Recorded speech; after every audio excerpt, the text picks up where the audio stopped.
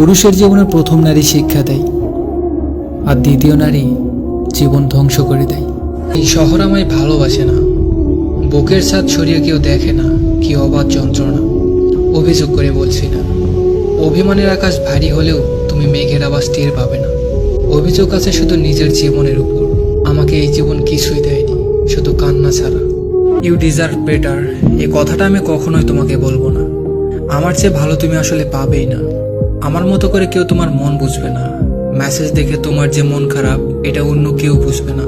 তুমি চুপচাপ থাকলেও তোমাকে কেউ পড়তে পারবে না আমার মতো করে, আমার মতো কেয়ারও করতে পারবে না। হ্যাঁ, অন্য কোথাও কেয়ার পাবা, তবে আমার মতো কেয়ার কেউই করতে পারবে না। তুমি বেটার খুঁজতে যেতেই পারো, পাবে না, কোথাও পাবে না।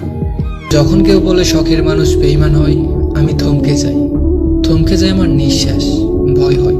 তুমি তো আমার খুব শখের মানুষ, বেঈমানি করবে না তো?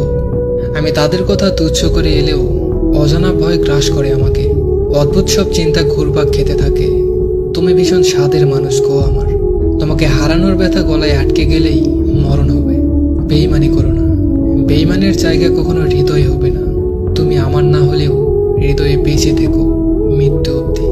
আমি কারো প্রিয়জন হতে পারিনি, সবাই জাস্ট আমাকে অপশন হিসেবে রেখে দিয়েছে।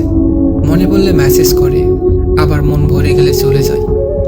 বিশ্বাস করেন, বিচ্ছেদের চেয়েও বেশি খারাপ লাগবে যখন শুনতে পাবেন আপনার আগেও তাকে কেউ ছুঁয়েছিল। আমাকে দেখিয়ে দেখিয়ে অন্যের সাথে কথা বলো, দিনে 24 ঘন্টা অনলাইনে থাকো। আমাকে আঘাত করে কি লাভ তোমার? আমি তো এমনিতেই ভেঙে আছি।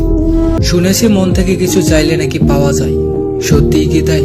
সবাই বলে সময়ের সাথে সাথে নাকি সবকিছু ভুলে যাওয়া যায়। তাহলে ছোটবেলার সেই বন্ধুগুলোকে আর হারিয়ে যাওয়া সেই প্রিয় মানুষটাকে আজও কেন মনে পড়ে?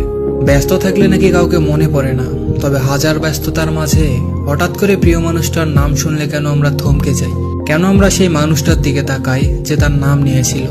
শুনেছি মানিয়ে নিলে নাকি সবকিছু মিটে যায়।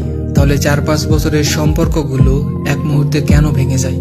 আসলে চাইলেই সবকিছু ধরে রাখা যায় না। দরকার পড়ে দুই তরফা আগলে রাখা ও একলে রাখার চেষ্টা, আর বাকিটা ভাগ্য।